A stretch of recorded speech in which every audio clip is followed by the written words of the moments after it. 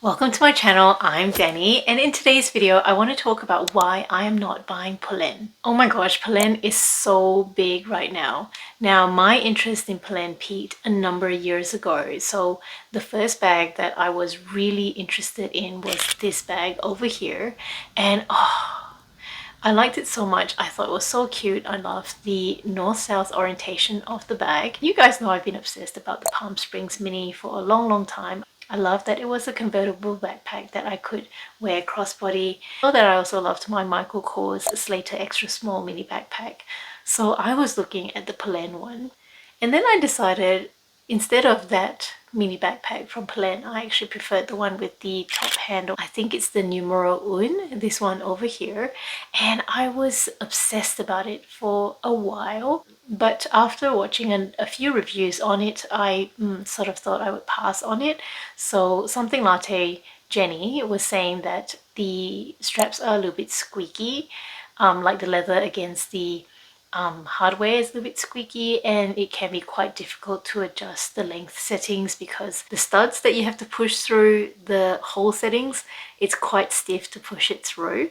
So I was like, oh. And you know, someone like me, I always need to adjust the strap length on my bags because I'm such a shorty. I'm only 5 foot. With regards to that bag as well, there was a review by Fuchsia Floyd, Eva, hi, and Eva said that she found it quite difficult to access the bag. So one thing I've noticed about Polene is that they do all these pleats and folds into the bag. And although that lends itself to the amazing aesthetics of their bags, it limits the capacity within the bag, and sometimes when you're trying to get your items out, your hand or your items may bump against these pleats or these folds on the inside of the bag. And one of my pet hates, I talked about it while I was reviewing my medium St. Laurent bag, is that I'm really not a fan of bags that appear bigger than their capacity. So yeah, so I parked Polene for a bit.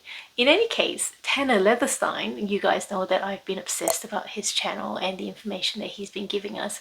He dissected Polene bags, and he, on more than one occasion, has said that Polene leather quality and craftsmanship is really good, and the prices that they charge are fair as well for their products. So my interest got all triggered again, and then I started looking at some other Polene bags.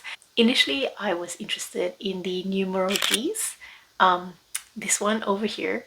I just love the aesthetics of that bag. I love that it's a crescent bag, and you know, it looks like the Louis Vuitton loop bag, and of course there's lots of other brands that are making bags of very similar shape and design. It's totally trendy at the moment, and I love those tentacles. Some people don't like the tentacles, but I actually think that it lends itself really nicely to the aesthetics of the bag. It's very iconic. But with that zipper, the other pet hate of mine is zippers that are really scratchy. Um, so with that zipper, it looks so tight, and I have also watched lots of reviews on this bag, and some people have said that yeah, it can be a little bit scratchy, and I just don't want to have to deal with that. My hands are very sensitive. So then the next bag I looked at from Polene is the Umi. It's another shoulder style bag, so it reminds me of the Mansell Gabrielle candy bag, and I've been obsessed about that bag for a long time. Louis Vuitton also has the marshmallow bag, which has a very similar shape and silhouette. In any case, the Polene Umi is cheaper than the Mansell Gabrielle candy bag, and the Mansell Gabrielle candy bag, the stock's low, and so on and so forth. So, you know, I was interested in the Polene one. Again, it's got all these pleats or infolds into the bag, and I watched a review on it by Minnie from Ming's For All, and she said that, I guess number one, the zipper was quite stiff, that's what she said. And she also said that those pleats actually reduce the capacity of the bag. So I was like, oh.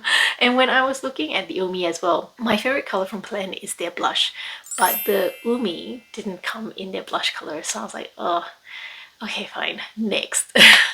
And then I also sort of looked at the bucket bag. I don't know what number it is, but the bucket bag, I thought, okay, I did see it once on Elle Veliket's channel. She was gifted a mini one, and when I first saw it, I was like, no, not really my taste. It was too structural, too architectural.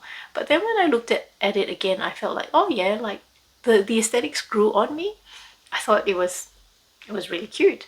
But then I watched more reviews on it and it turns out that the opening again is quite small. Those pleats again at the access point do bump against your hand and your items as you're pulling it out. And I do have my Louis Vuitton Neo Noe, which is a bucket bag, and at one stage I was getting my items caught on the drawstring of the bag, and I think the opening of the Louis Vuitton Neo Noe is bigger than the Polene bucket bag, so I thought, well, I better not go for that. And then the next bag, yes, the next bag I looked at, I was trying really hard to pick a bag from Polene.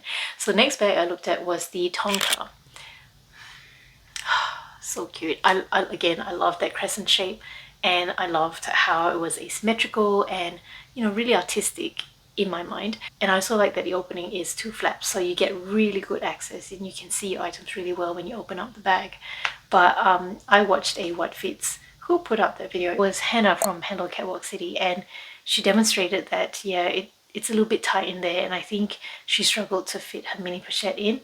And yeah, I do need my mini pochette to fit in the bag, so I think out of all the bags that I've talked about, I think the Tonka would be one that I appreciated the most. But Polene, I just need that bag a little bit bigger. If you can add a couple of inches all around the bottom of the bag, especially given that the bag is a crescent shape. You tend to lose a lot of real estate with a crescent shaped bag.